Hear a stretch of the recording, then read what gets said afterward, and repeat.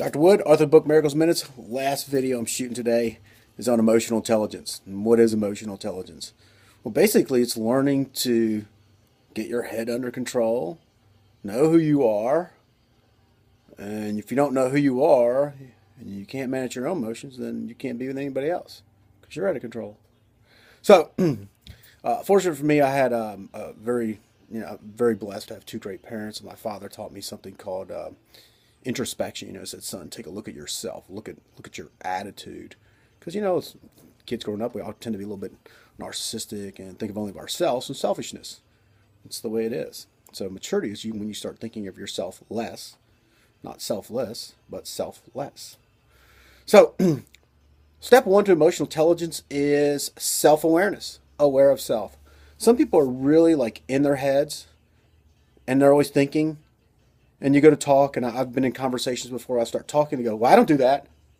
I'm like, oh, I was just having a general conversation idea, and they internalized it and personalized it and thought I was talking about them. So the more aware I became, I started realizing that other people are processing from a different angle than me. So awareness of self. So what you need to do is be able to create the space so you can be aware of yourself. Sometimes you go to the park, just practice looking at a tree and not having to put the label on it. Just being with the tree, being aware. Some people call it mindfulness or whatever, but you're just there without having to put labels or meanings or anything.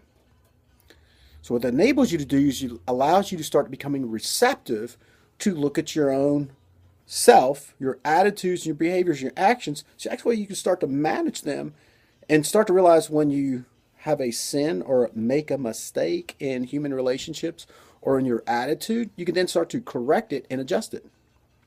It's called feedback. And if you get some good friends, they can actually help give you constructive criticism. Say, hey, you know what, Joe? Sometimes you come off a little strong, man. Oh, okay. And then, well, is there any suggestion, or that I can take in to possibly make myself better, or something I can look at? So I have a framework of what that would look like.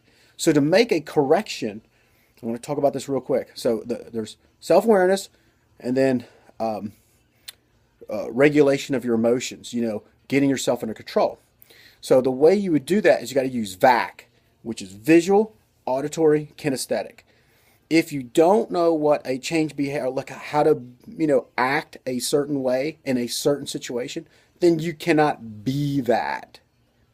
To be it, you have to know what it looks like, what it sounds like, what it feels like. Got it? So 1 and 2 is first, if you're going to be a leader or be a lover or be in a good relationship, first be in good relationships with yourself, love yourself, take care of yourself, lead yourself.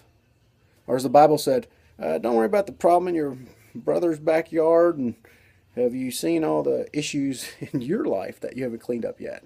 So don't be trying to fix someone else's fence when your fence posts are broken. Okay, so after you start to clean up your own emotions, self-awareness, self-control, use VAC, then it gives you, once you know yourself, and you can control your emotions, you can then start to listen and aware of others. So you're not so aware of yourself. You can listen to respond and understand, not listen to just react. Then you start to be aware of others. You're aware of not by what they say, by what they do. Because that's the real person. What they do is who they are, not what they say. It's this way you don't get confused. It gives you situational awareness to know, who am I dealing with? Is this a safe person or not a safe person? Can I trust this person or not trust this person?